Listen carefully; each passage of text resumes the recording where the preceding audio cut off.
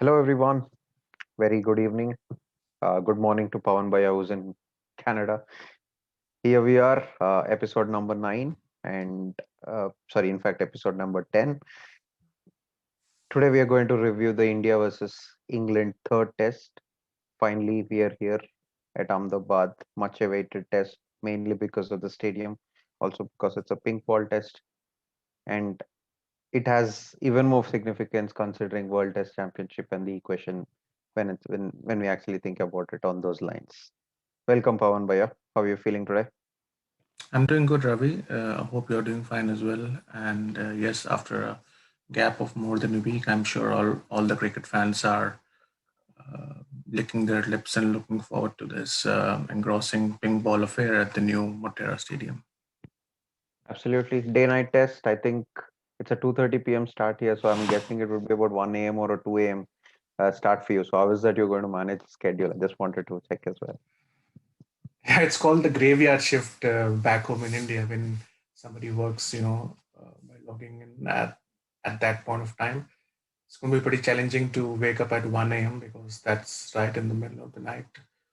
So I'm guessing I have to give a miss to first couple of sessions at least, and then probably catch up in the evening session and see where the test match is heading towards. You never know if we go towards a test match which is getting very interesting and engrossing. I might, end up watching right from the outset in the Indeed. following days. Yeah. Indeed. And I hope this very new stadium is no graveyard for us Indians who are going to battle it out tomorrow. Firstly, let's start off with the new Motera Stadium. We may not predominantly do a preview with respect to any stadium, but this stadium, right? Okay, while they are actually put up official figures saying 1,10,000, apparently the seating can accommodate 1,32,000 people. Uh, it's India's pride. Amazing, huge stadium, and we kind of went through a brief preview the other day. If you remember, I mean, there was a kind of a stadium walkthrough videos being out and so on and so forth. So of course, there are a lot of memories attached to Motera. Of course, the last being the 2012 test wherein Pujara played really well. I think UV was also part of that test. Uh, what about your memories with the old Motera Stadium and now the brand new Motera Stadium, and what do you feel about it? Yeah, the old Motera Stadium has a lot of good memories attached to it as far as Indian cricket is concerned. The ones that come off right in my head is Sunil Gavaskar scoring his 10,000th run, Kapil Dev taking his record-breaking 432nd wicket Mhm. in '94, then Sachin Tendulkar getting the monkey off his back and scoring his first ever double hundred in a Test match against New Zealand in '99 2000 season.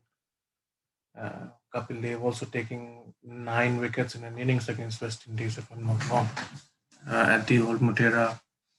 And then, if we talk about the recent history, of course, nobody can forget the 2011 World Cup quarter final where we defeated Australia and brought their winning streak in the World Cups to an end, followed by that Test match victory against England in 2012, uh, where Pujara scored a double hundred.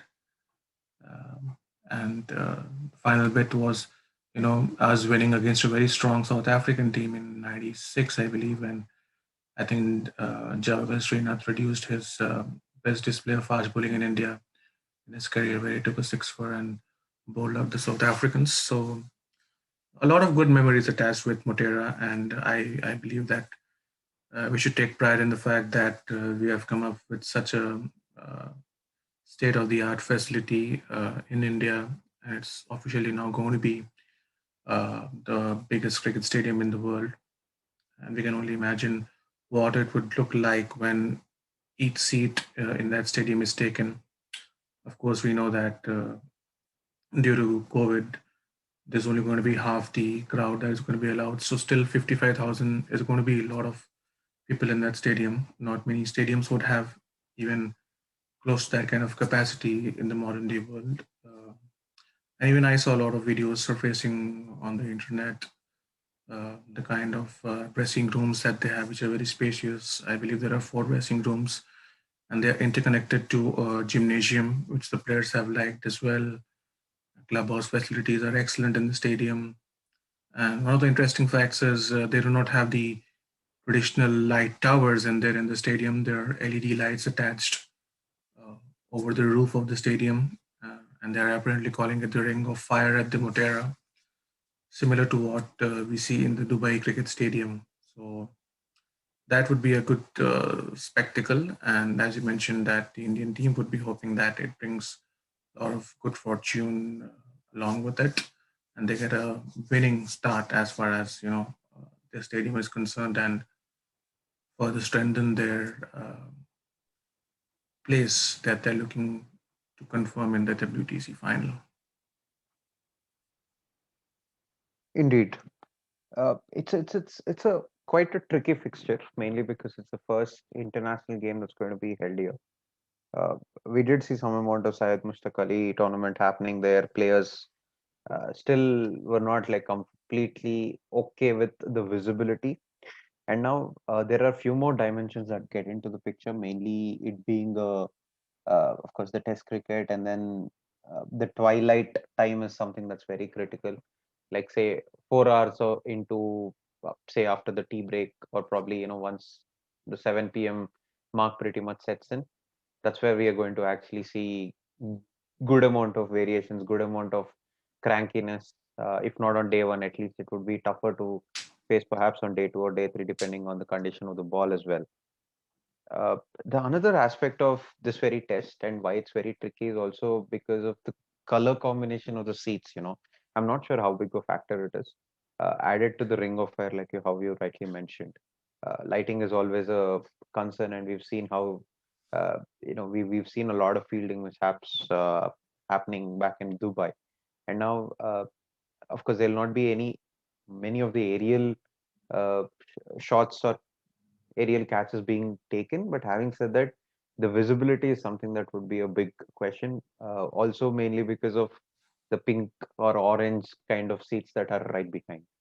So all these factors, even Rohit Sharma happened to speak about it. Apparently, there's an evening practice session that all of both the England and India squads have undertaken, and there were some concerns with respect to the visibility of the ball is what was actually kind of commented across cricket websites, I'll say.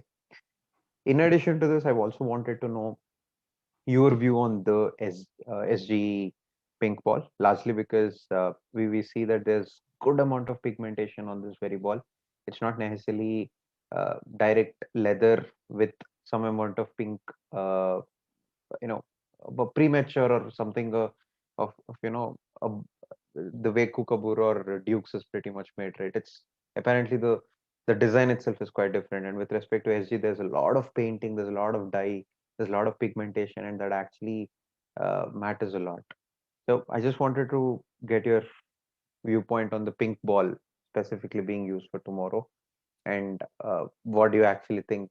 Who would exploit it more, England or India? Yeah, there are a lot of questions that are unanswered before the start of this test match, and as the game keeps unfolding over the next couple of days, we'll have many of these questions answered. For example, how the pitch is going to behave and how the SG pink ball is going to respond. Because we have played only one test match in India with this SG pink ball, and that was against Bangladesh, which was over well inside 3 days. So we have a very small sample size to judge from. And as you mentioned, that there is a lot of extra lacquer applied on this SG pink ball, and the manufacturer also clarified from there and that the reason the lacquer was applied was to maintain the condition of the ball. Otherwise, they have found it during their testing that it gets worn out pretty quickly.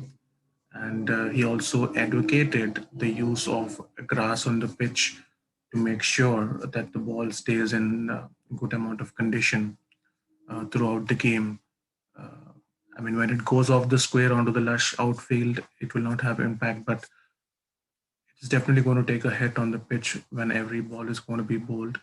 So it will be interesting to see how it behaves, because a lot of uh, permutations and combinations are being worked out. James Anderson, for instance, mentions that it feels like a bit of plastic with respect to the lacquer that is present on the ball, and they have found that to be swinging more in the air than a Dukes or a Kookaburra pink wall would do. Uh, and apparently, England are going to be the first side that are going to play with all the three pink balls. They've already played with the Dukes pink and the Kookaburra pink.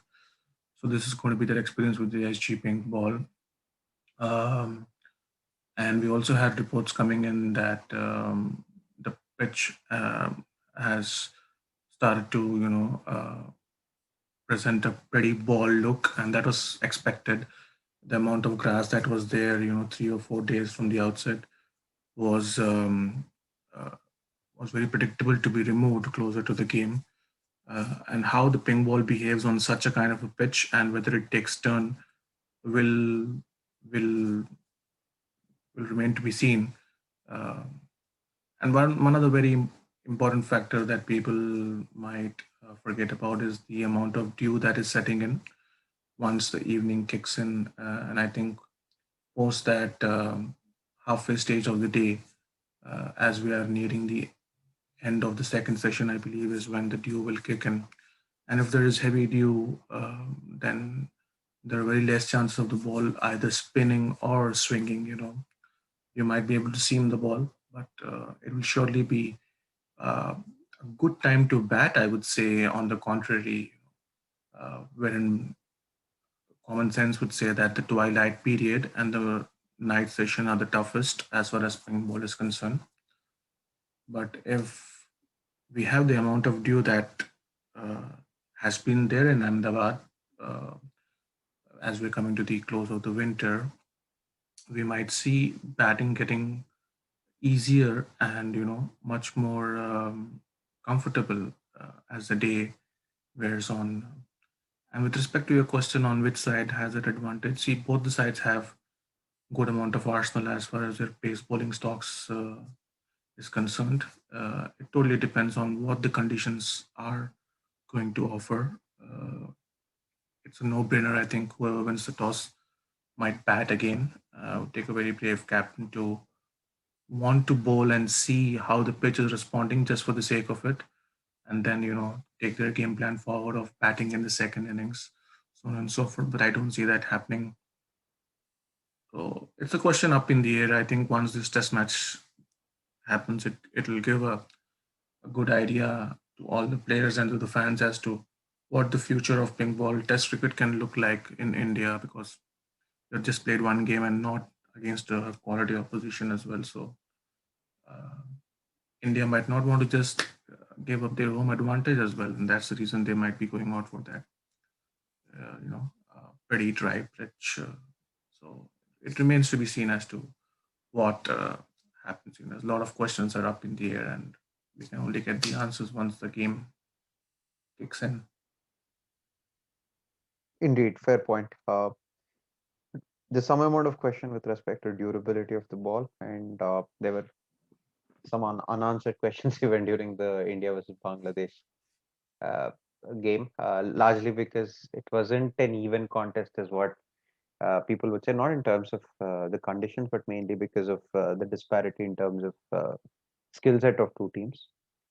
Despite that, of course, there was probably at about 65 or 70th over mark, right? The ball was changed once back in 2019. Uh, so that would be interesting to see. I mean, the durability of the SG ball, because now teams are both batting heavy. Same goes with the bowling arsenal, wherein more or less, I'd say England slightly have an edge with respect to the bowling lineup. But having said that, it would be an even contest, and durability of SG ball would be something that would be very exciting to see. So that's mainly with respect to, I'll say, the conditions, where be it the new stadium or with the pink ball. Now let's get towards playing 11, and of course we'll start with India. And what exactly are you looking at with respect to the Chennai second test? versus the third test at Ahmedabad? What are the changes that you actually are actually seeing, and do you think we should be playing four seamers and one spinner? Because back in 2019, when we played against Bangladesh, I think Jadeja and Ashwin barely bowled. Uh, you know, I don't think they must have bowled even double-digit number of overs, perhaps.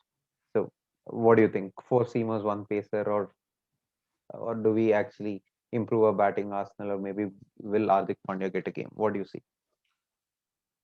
I see India going in with a combination of two spinners and three seamers, just for the simple fact that against Bangladesh, yes, Ashwin and Jadeja hardly bowled any overs because seamers did most of the damage, and that was because the quality of batsmen in those conditions might not have been up to the mark, and around 6 millimeters of grass was left on that Eden Gardens track as well.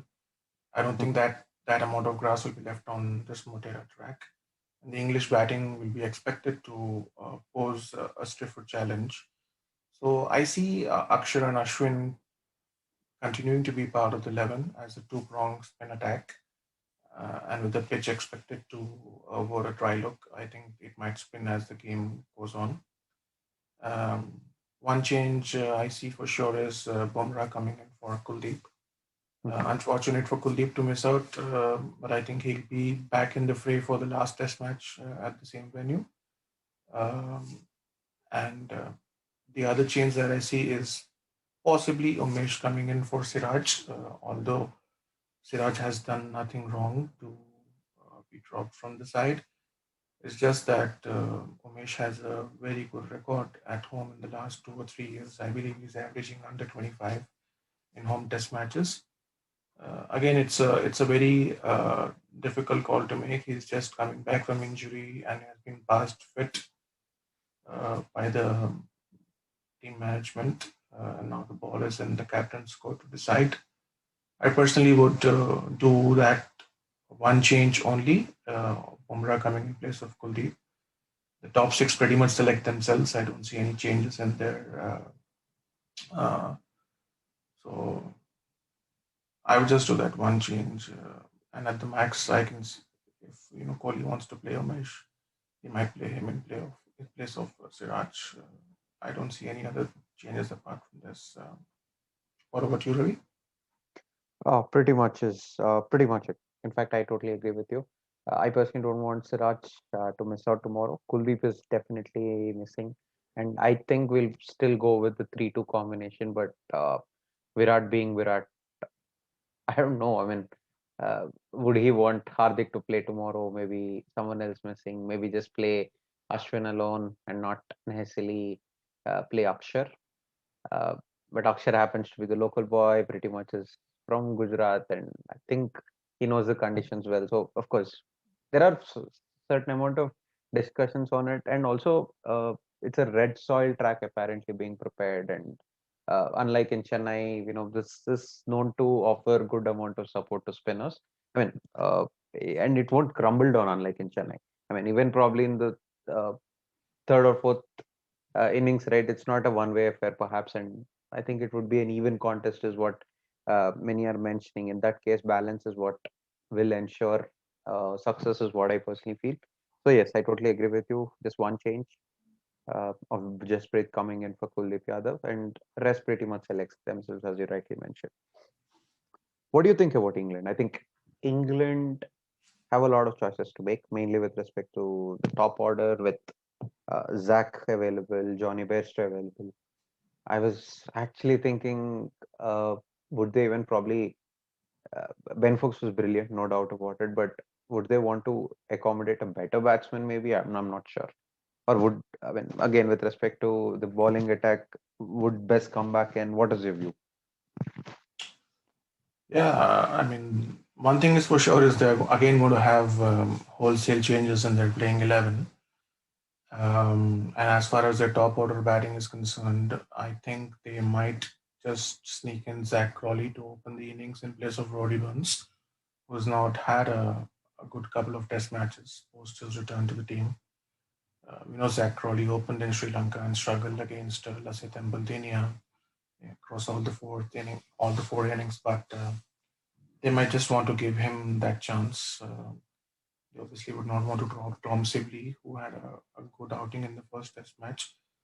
So I see Zach Crawley and Dom Sibley opening the batting perhaps, and then Johnny Bairstow coming in at number three, like he did in Sri Lanka, and Joe Root obviously at number four, and Ben Stokes at five. You can argue who is going to be at number six because Ollie Pope also has not had a good series so far. You can look at Ollie Pope, I don't know, or Dan Lawrence, but I think they'll stick with Ollie Pope at number six for now. They would want to continue with Ben Foakes, so it would be very brave of them to drop him after what he did in that second Test match, both as a keeper and as a batsman. So I think he'll be there at number seven. And when it comes to the frontline bowlers, the big call that they might have to make is whether they want to go in with just one frontline spinner and then three frontline seamers, or two spinners and two seamers. Because if they want to go with two seamers and two spinners, it'll pretty much be the same attack that we saw in the first Test match with Leach and Best playing, and then Anderson and Archer coming back into the side. But if they decide to go in with just the one spinner and Joe Root considering himself to be the second spinner, then I see Leach playing as a lone spinner, and then Anderson, Archer being the two seamers, and very tempting to see who they go in as a third seamer because they have Broad, Vokes, and Mark Wood to look at. I don't think they will play Anderson and Broad both in the same 11, so I think it'll be a toss up between Mark Wood and Chris Vokes. Um, and uh, they might look at Chris Vokes because he offers something with both bat and ball. They already have a express pace bowler in form of Jofra Archer, so Mark would also pretty much offer same kind of pace and is good at reverse swing, but we don't know how much of uh, a role reverse swing is going to play uh, in the match. So yeah, pretty sure about the top seven, and the bowling. I told you the various permutations and combinations depending upon how many spinners they would want to go. If Moeen Ali was there, I think they would have gone with both Moeen Ali and Jack Leishman there. But knowing Dom Bess's inconsistency and his ability to release pressure by bowling bad balls more often than not, they might think to go in with three frontline pacers as well, with Stokes being that fourth seamer who just bowls 5 or 6 overs in the day. What about you, Ravi? Oh, pretty much agreed, largely. I'm actually expecting Chris Fox to play tomorrow. Probably Best may not get a game, and England pretty much rely on their intellect with respect to understanding the conditions. They'd like to use their brains once again, and hopefully they'll go wrong once again.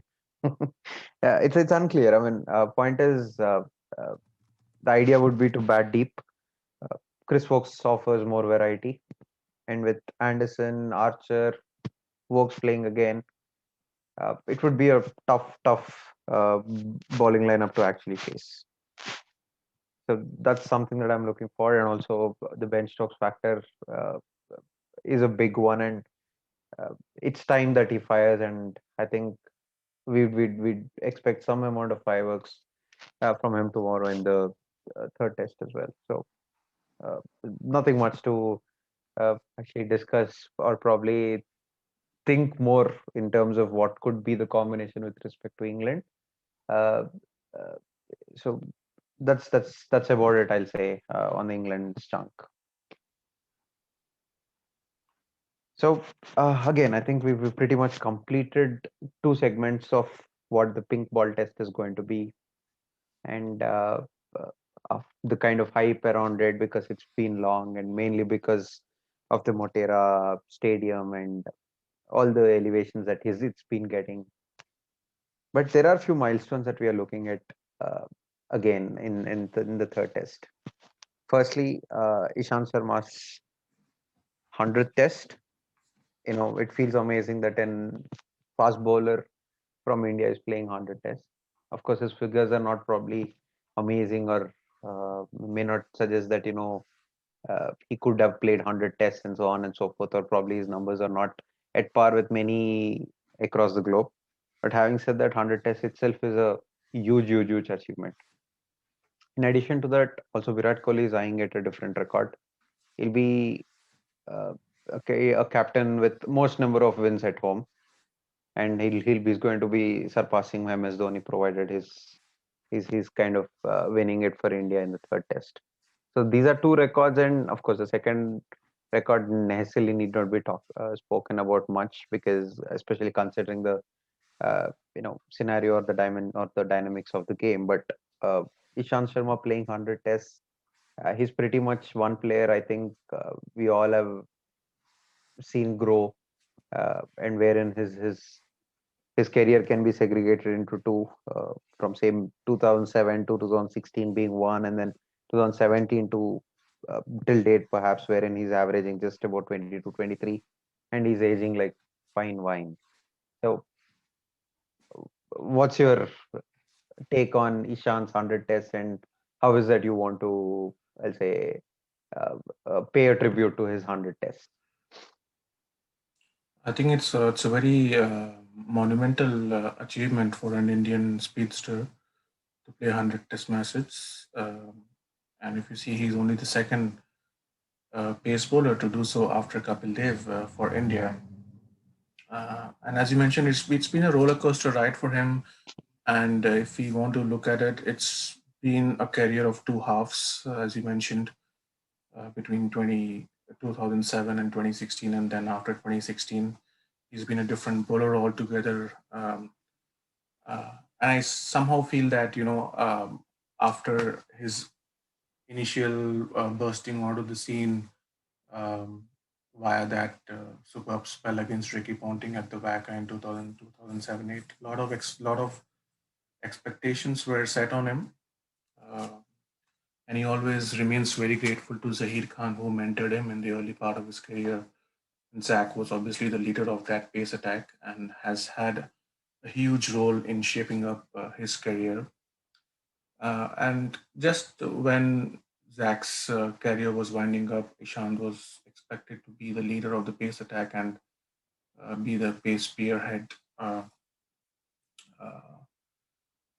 he did not deliver the results as were expected out of him. Many people used to call him unlucky Ishant, wherein he would bowl a host of good deliveries but end up missing the edge of the bat or had catches dropped. And to be fair to him, in those transitional years, when the Indian pace attack was going through sea change and was looking out for his period, he did not have much support from the other end as well. You know, the likes of Umesh Yadav, Varun Aaron, Praveen Kumar, Vinay Kumar, all these were upcoming pacemen as well, but were not consistent.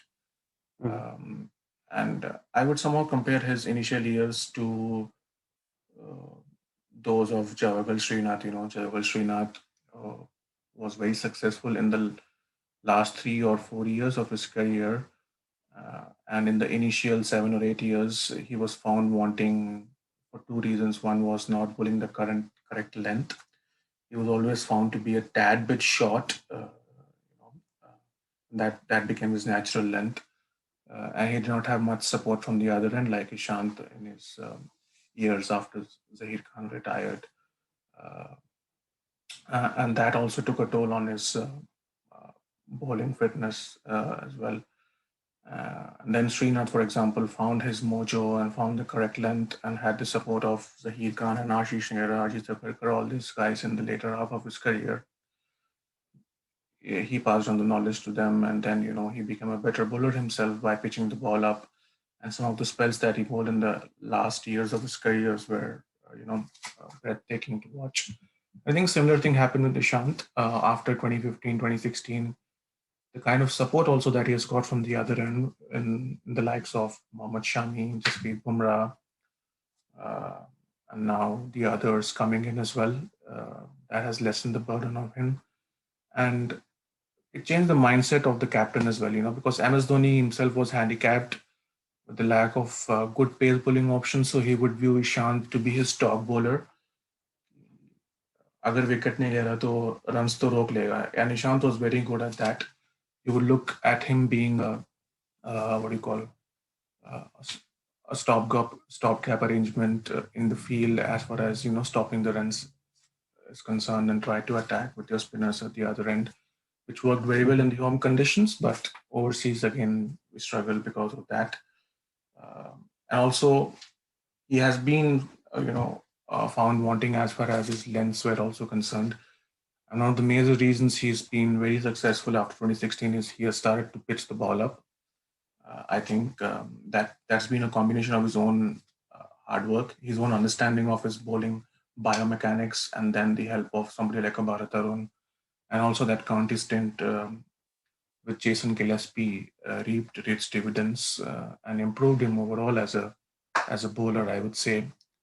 Mhm. And if you look at his career, some of the high points like that spell at the Wacker for a 19-year-old to go and bowl at one of the most intimidating venues in the world against a top-notch batsman was a sight to behold. And then followed by that seven for in 2014 in Lords, where he just heeded to the advice of MS Dhoni and kept bowling short, and the England batsman gleefully, accepted uh, that stuff that he was offering and played into India's hands. So that was a memorable achievement to get onto the Lord's honor board for him. And then that spell that he bowled, the couple of overs that he bowled at the end of the 2013 Champions Trophy final, wherein he was taken to cleaners in his first couple of overs, and everyone was wondering why MS Dhoni is turning again to him. So he got the wickets of Morgan and Bopara in quick succession, and that acted as the catalyst for our win in that victory. A And short then, delivery once again. A useless shot, but a short delivery there.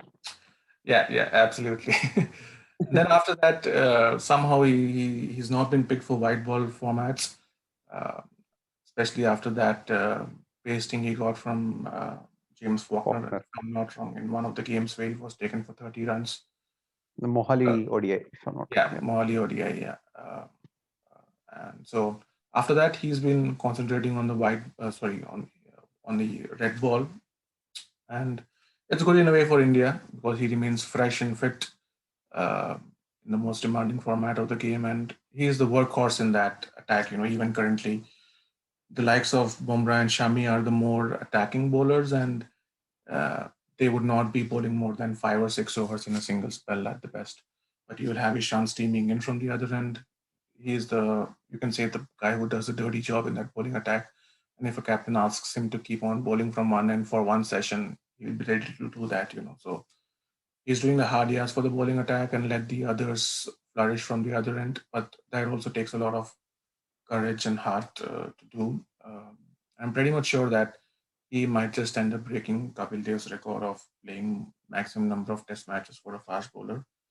And I can only see him improving from here. And if he really keeps himself fit, I think he might surpass Kapil Dev as far as the wickets tally is also concerned. And he can come close to that number of 500. Who knows? Because he's still 32, and he can go on for another 5 odd years easily if he keeps himself fit, considering he plays only one format of the game now for India. So, uh, a cricketer who is pretty much under the radar and is not talked about much, but a very important asset as far as the team is concerned, and one who will just walk over a broken glass for his captain and for the team, and one soldier whom you would want to take along with you when you're going to a battle for sure. So a huge achievement for him, and I hope that there is some kind of a memorabilia given to him before the start of the game today. Indeed, and of course, there are not many bowlers who actually feature in that 100 test mark, especially for India again. Uh, great achievement. Uh, of course, I just wanted to quickly run through some numbers in terms of how his second half actually looks like from say Jan 1st, 2017 to date. He's played 26 games, picked 90 test wickets, at an average of about 22.2. Whereas the first chunk, say, of course, these are numbers and you can segregate it to kind of give an impression of what we intend to. But having said that, May 2007 to December 2016, he's played 73 tests, just about 200 test wickets at an average of 36.47. Under, of course, predominantly is made the major chunk of uh, this, I'll say, cycle was under MS.